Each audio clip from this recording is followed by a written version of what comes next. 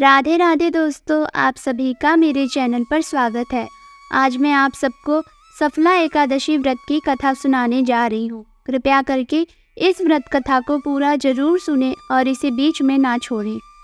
एक बार महाराज युधिष्ठिर ने पूछा, हे जनार्दन, पौष माह के कृष्ण पक्ष की एकादशी का क्या नाम है? उस दिन कौन से देवता का पूजन किया जाता है और उसकी क्या विधि है? कृपया मुझे बताएं। भक्त वत्सल भगवान श्री कृष्ण कहने लगे कि धर्मराज, मैं तुम्हारे स्नेह के कारण तुमसे कहता हूँ कि एकादशी व्रत के अतिरिक्त मैं अधिक से अधिक दक्षिणा पाने वाले यज्ञ से भी प्रसन्न नहीं होता हूँ।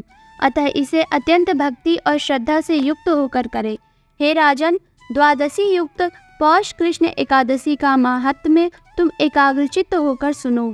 इस एकादशी का नाम सफला एकादशी है।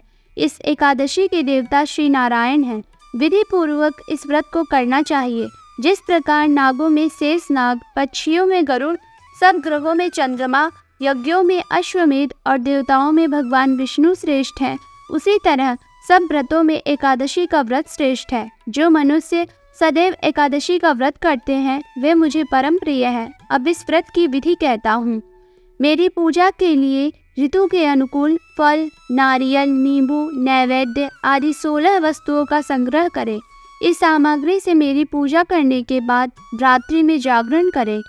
इस एकादशी के व्रत के समान यज्ञ, तीर्थ, दान, तप तथा और कोई दूसरा व्रत नहीं है। 5000 वर्ष तप करने से जो फल मिलता है उससे भी अधिक सफला एकादशी व्रत करने से मिलता है। हे राजन, अब आप इस एकादशी की कथा सुनिए। चंपावती नगरी में एक महिष्मान नाम का राजा राज्य करता था। उसके 4 पुत्र थे। उन सब में लुम्पक नाम वाला बड़ा राजपुत्र महापापी था। वह पापी सदा पर स्त्री और वैश्यागमन तथा दूसरे बुरे कामों में अपने पिता का धन नष्ट किया करता था। सदैव ही देवता, ब्राह्मण, वैष्णवों की निंदा किया करता था। जब राजा को अपने बड़े पुत्र के ऐसे कुकर्मों का पता चला तो उन्होंने उसे अपने राज्य से निकाल दिया। तब वह विचारने लगा कि कहाँ जाऊँ, क्या करूँ। अंत में उसने चोरी करने का निश्चय किया। दिन में वह वन में रहता और रात्रि को अपने पिता की नगरी में चोरी करता तथा प्रजा को तंग करने और उन्हें मारने का कुकर्म करता। कुछ समय पश्चात सारी नगरी भयभीत हो गई। वह वन में रहकर पशु आदि को मारकर खाने लगा।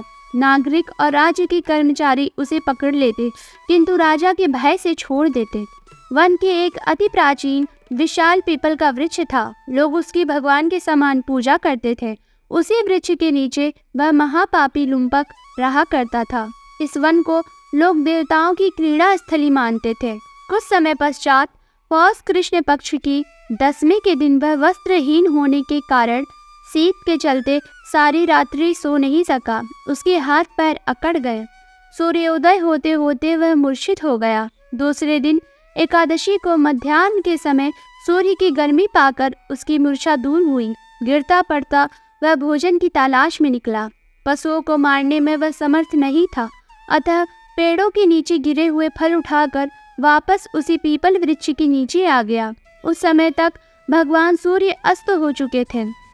वृक्ष के नीचे फल रखकर कहने लगा, हे भगवान, अब आपको ही अर्पण है ये फल, आप ही तृप्त हो जाइए। उस रात्रि दुख के कारण उसे नींद भी नहीं आई।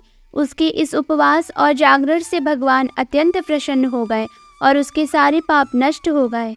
दूसरे दिन प्रातः एक अति सुंदर घोड़ा अनेक सुंदर वस्तुओं से सजा हुआ उसके सामने आकर खड़ा हो गया। उसी समय आकाशवाणी हुई कि हे राजपुत्र, श्री नारायण की कृपा से तेरे पाप नष्ट हो गए। अब तू अपने पिता के पास जाकर राज्य प्राप्त कर।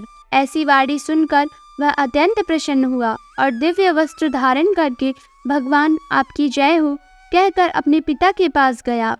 उसके पिता ने प्रसन्न होकर उसे समस्त राज्य का भार सौंप दिया और वन का रास्ता लिया। अब लुम्पक शास्त्रानुसार राज्य करने लगा।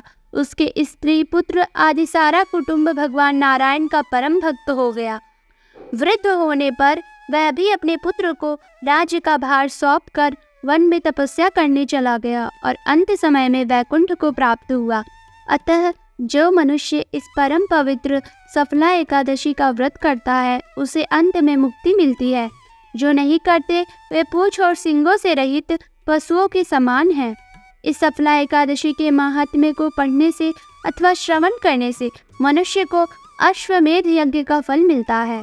तो ये रही सफला एकादशी व्रत की कथा। अगर आपको हमारी ये वीडियो पसंद आई हो तो हमारे चैनल को लाइक करें और ऐसी भक्ति कथा कहानी सुनने के लिए हमारे चैनल को सब्सक्राइब करें। तब तक के लिए राधे राधे।